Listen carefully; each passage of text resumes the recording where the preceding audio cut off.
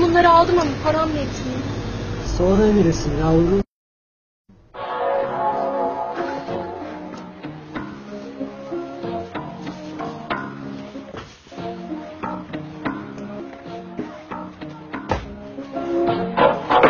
Oo, kayıtı da sağlanmış.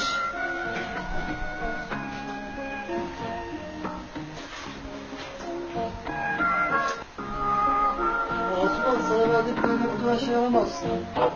Orasını karıştırma, aldım işte. Asuman öğrenmek istiyorum. Nasıl aldın bunları? Lütfen söyle. Lütfen söyle, biz bu zamana kadar aram yemedik. Evet, ellettim bakkala kendimi. Aç köpekler akşam beni bekliyorlar ama gitmeyeceğim. Aç kaldık. Aram yemedik biz. Sefil yaşadık. Herkes bizi izdi. Ama aram yemedik biz. Yemeyeceğiz.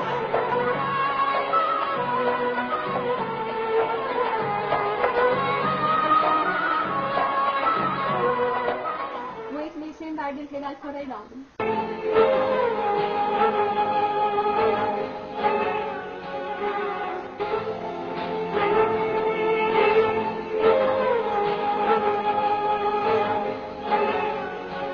Çok güzel. Evet, güzel oldu.